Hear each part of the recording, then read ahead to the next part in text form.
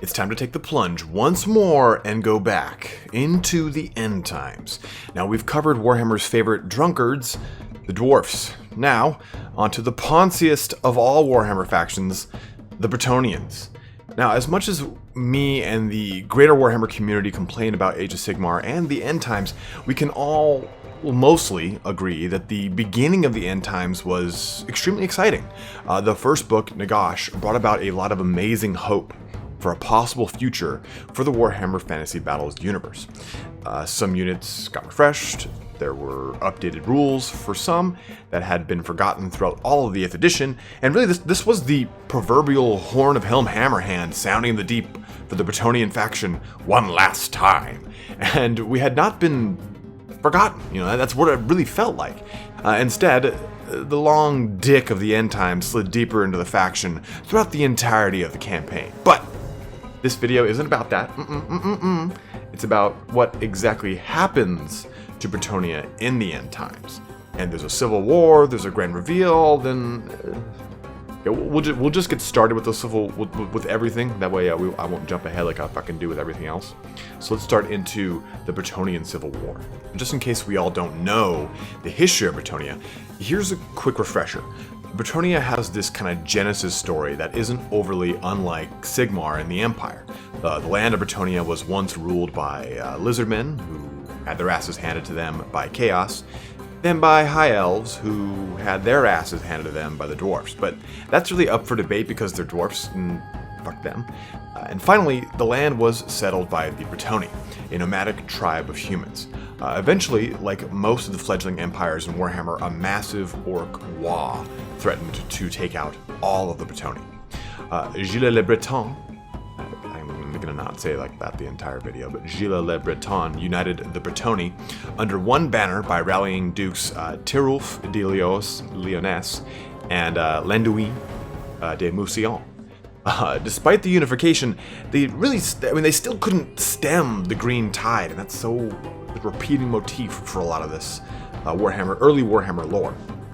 But after a large defeat and subsequent retreat, the three they lay by a lake, kind of licking their wounds, and metaphorically, not literally.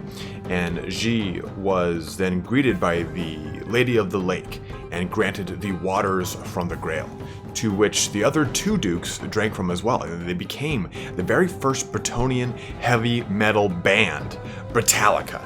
And the three of them cleared out the orc Waaagh, uniting the land, and Bretonnia was built from this. And these are the first 3 Grail Knights, and there you go, It's not so quick, but quick history kind of picked me up. It's a little bit all over the place.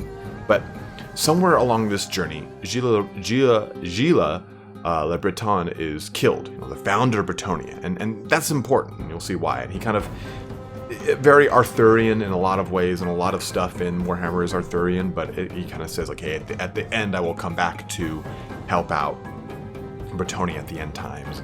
When they need me the most, and that, again, straight out of King Arthur's own mouth himself.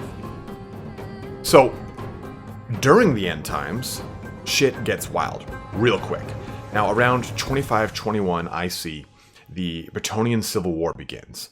Malbod is pretty much our main antagonist for this tale, for the Civil War. He hails from Mousillon. He's the bastard of King Louen, and he kind of unites a large portion of disgraced and fallen knights to his cause. Leoncouer does not really sit idly by while this kind of upstart bastard raises arms against him.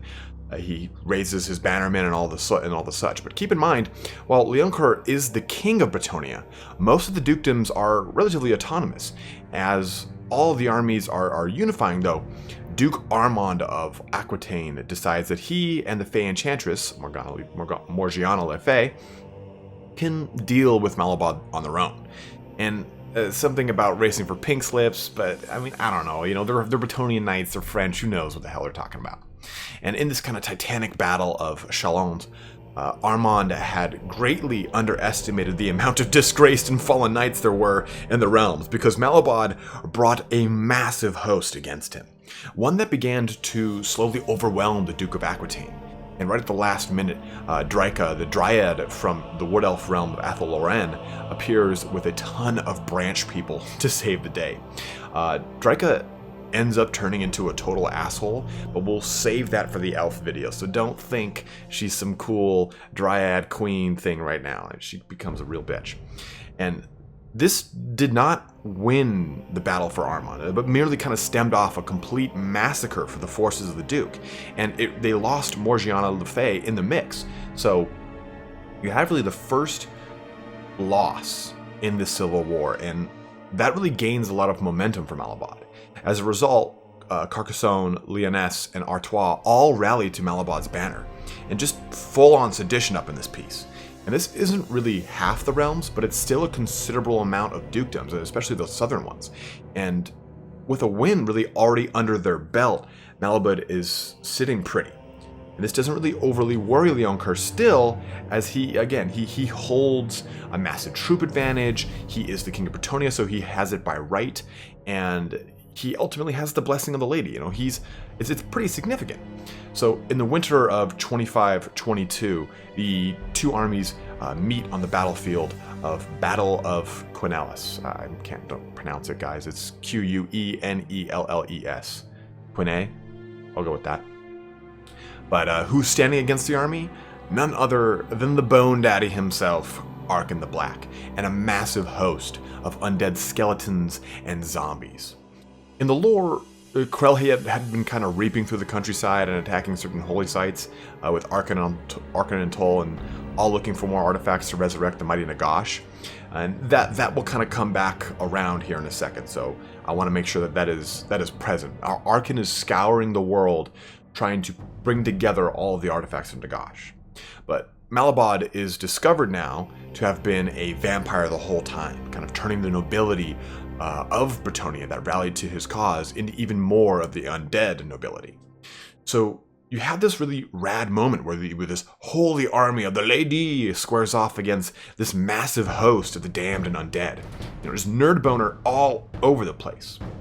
So as the two armies clash all over each other, oddly, the Bretonnians begin to slowly lose out to the unlimited hordes of the undead, and shambling kind of just all over the place. In the lore, a lot of the times the undead is talked about being constantly replenished.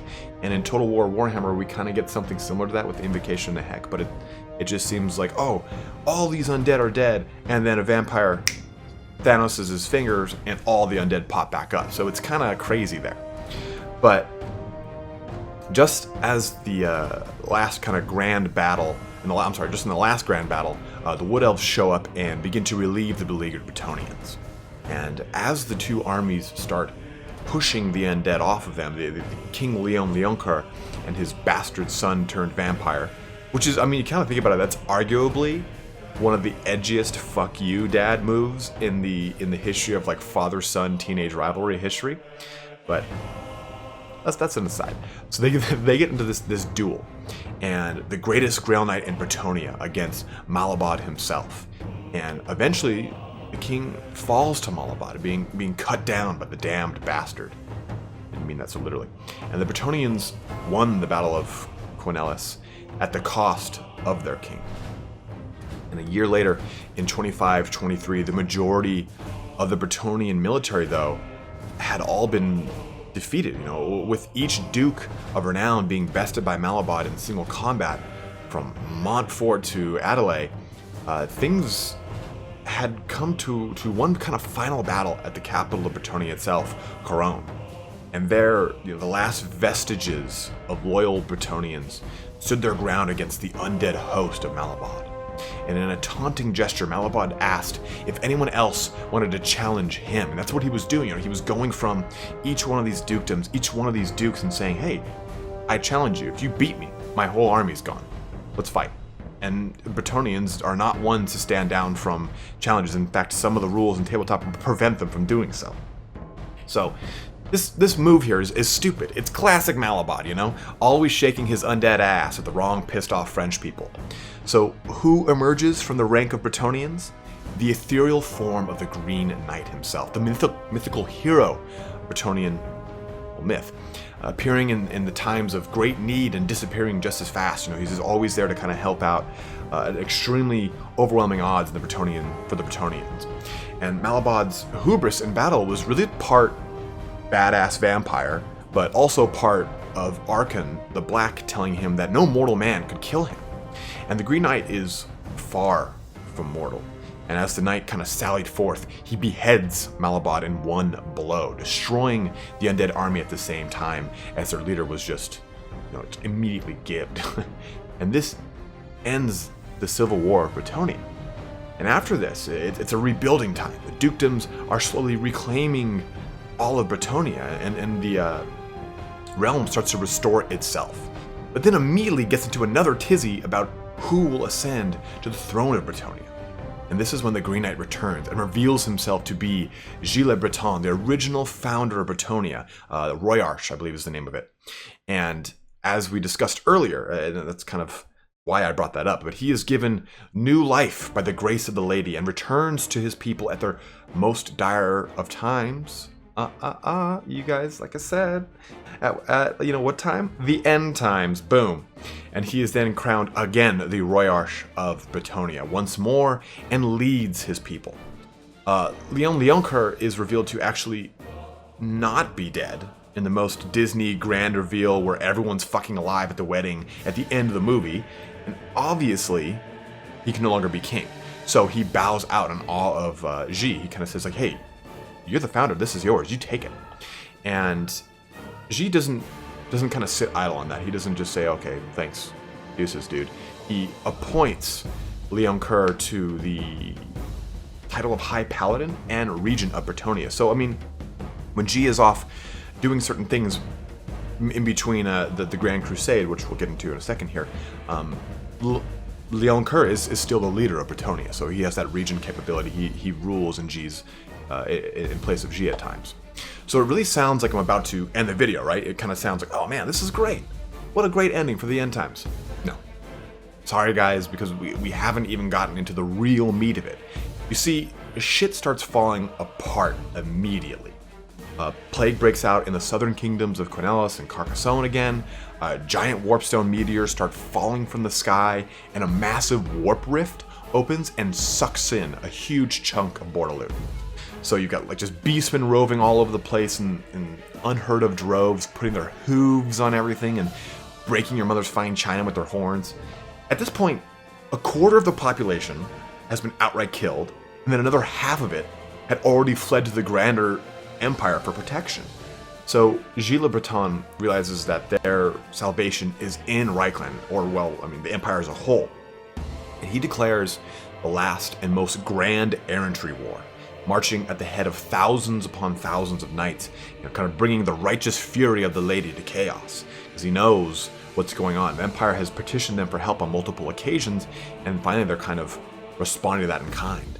They're traveling through Athol Lorraine in the process and destroying tons of beastmen and aiding the Wood Elves, kind of as like a, hey, we saw what you did in the past, helmets off to you, because the Wood Elves were pretty much beset by tons of beastmen as chaos really was running rampant in all the lands, mutation, everything. This was all according to plan, though. We talked about Arkhan the Black, and Krell. So what happens is, as this Grand Crusade army leaves, Arkhan, Kemmler, and Krell appear in the southern reaches of Bretonnia and move up north through the land towards an abbey, which was rumored to be the resting place of the staff Alakanash, the great staff of Nagash. And the very few remaining Bretonnians couldn't really allow this. And in a battle that is pretty actually substantial, it broke out at the said abbey, the 12th Battle of La Mosontal. Now, in an attempt not to go so deep into every little bit of this, because the book actually does a pretty good job of describing how this battle plays out, and who like the victors are, and how they do a pincer movement and a flanking and all that stuff, and there's these damsels on a hill and they get zapped and destroyed. So rather than going into all that detail, I'm just going to throw up this awesome picture that depicts the battle in its full. And what ends up happening, though, is Arkhan and Kemmler fighting over the staff, as Kemmler reveals that he is actually corrupted by chaos.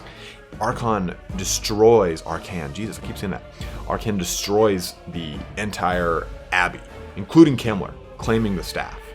And this is where we're gonna have to segue a little bit away from the grander Bretonnian storyline to talk about what happens with the Fey Enchantress, because I just want to quickly go into this because it's important to know. I feel like as people that like the lore of Bretonnia, you want to know what happens to each and every one of the legendary lords of Bretonnia. So this is what happens. So Arcan battles his way out of Bretonnia through Paravon and back to Sylvania. And there, the ritual to resurrect Nagash begins. And we'll go into that ritual in detail during our talk of maybe the High Elves or of Empire or of Vampire counts. I haven't decided because it plays really heavily into all three races. But Morgiana's blood was drained from her body into a cauldron where Volkmar the Grim was bound, wearing the armor of Morkane. Volkmar has this grand crusade into Slania where it gets captured. But as the ritual is completed, Nagash returns to the world. So, spoiler alert, Volkmar is essentially the host for Nagash. And it's brutal, but deals with that renowned Lady of Bretonnia. And there's no happy wedding scene for her, unfortunately. But I did want you guys to know what happens to the Fey Enchantress. Sure, her throat is slit and fills the cauldron with blood for Volkmar the Grim. So, that is her ultimate fate. After this, though, Bretonnia goes pretty quiet. I mean, what we covered was really all comprised in the first book of the End Times. It doesn't pick up again with our brave French knights until the books of Thanquol and Archaon, when the End Times really kind of reaches its height. And that's at the Siege of Altdorf. This fell army of chaos is arrayed outside of its gates. You know, you've got beastmen, Nurgle, Norskins, everything is tossed at the defenses of the capital of the Empire. And to again spare some details on the grander fight, which play more into the players of the Empire than of Bretonnia, I'll jump into the juicy parts and, you know, the real Lord of the Rings moments here. For everything kind of seems lost as Nurgle's armies essentially smash against the walls and gates of Altdorf. And that is until the Grand Crusader Army of Bretonnia arrives on two separate fronts, to the south and to the west, in a famous pincer move. And they do this in like every single big Bretonnian battle. It's peasant line, pincer move of cavalry. Oh, the pincer move of cavalry here. Even in the last battle we took a look at, pincer move of cavalry. So it's their famous kind of thing here.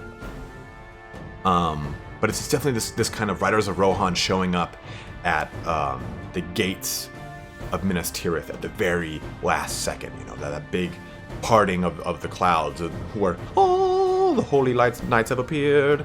And the army is described as literally being miles long, filled with gleaming armor, the last blessings of the Lady upon all of its knights. And this is truly the last charge of Bretonnia.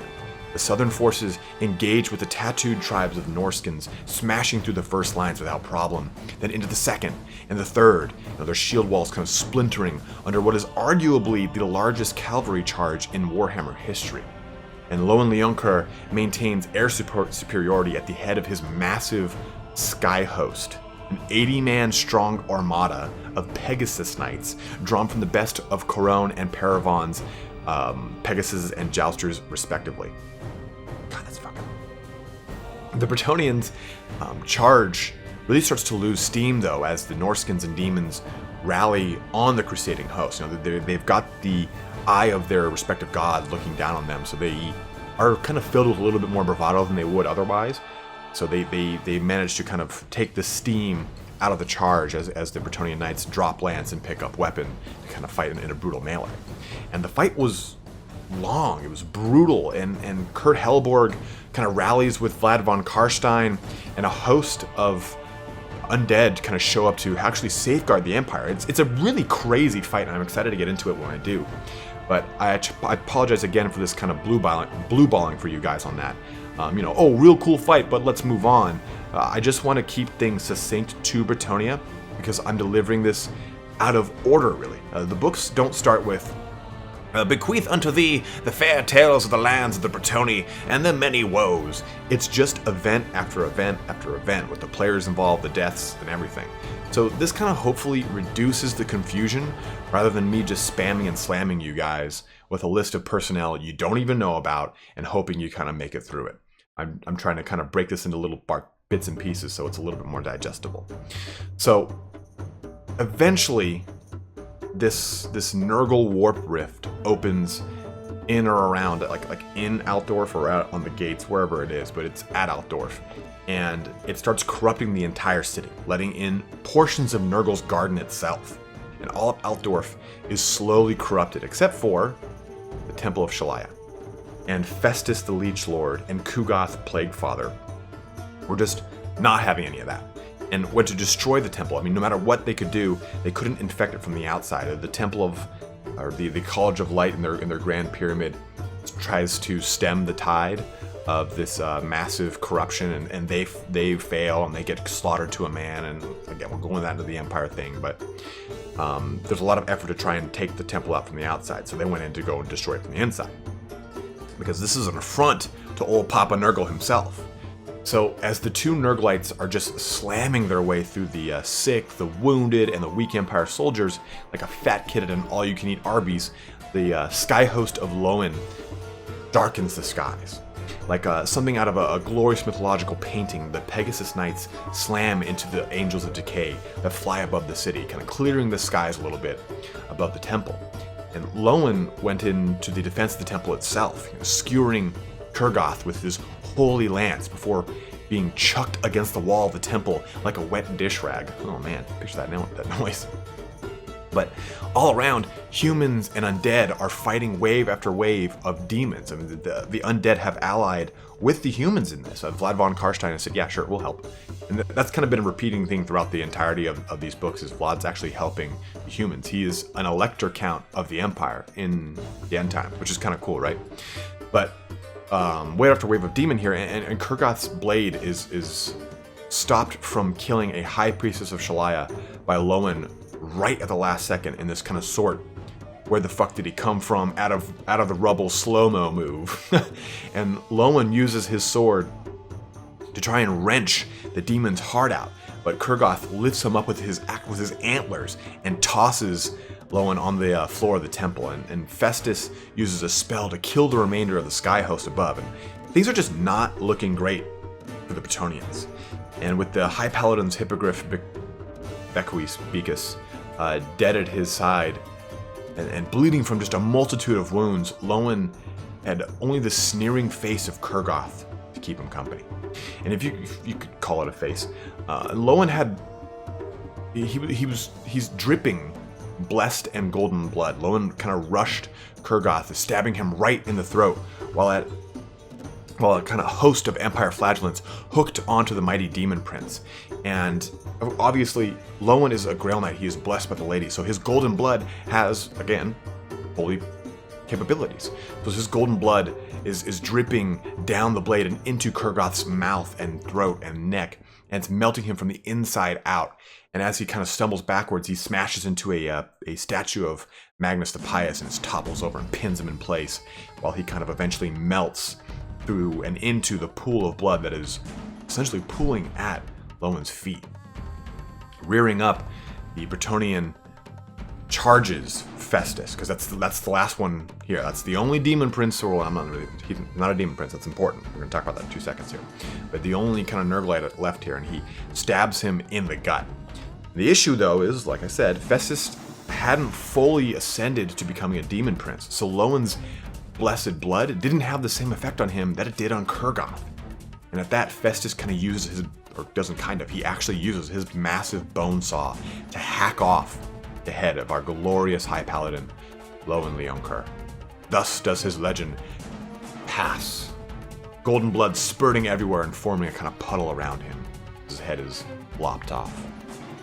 So even though this isn't related to Bretonnia, I feel bad not telling you guys, because right after this, Vlad von Karstein linebacker tackles Festus, to which Festipoo uses a decaying spell on Vlad, which is, guys, I'm not gonna lie, it is annoyingly common in the entirety of the end times. Oh, Annoying character inhibiting my plans, decayed. And I don't mean like DK as in D and K, like just decay him off the map. Read Eltharion Ark in the Black, that happens in that fucking whole ordeal too. But Festus, kind of thinking Vlad is dead, goes back to being a dickhead, but Vlad's family ring brings him back to life, even after completely disintegrating into ash, where he then kills Festus by stabbing him with a stake that rapidly regrows into a Drakenwald oak tree, right in the middle of the temple. We got that going for him. So we talked about this in the dwarf video, but there is a lot of this going on, just this value train level multi-kills, you know?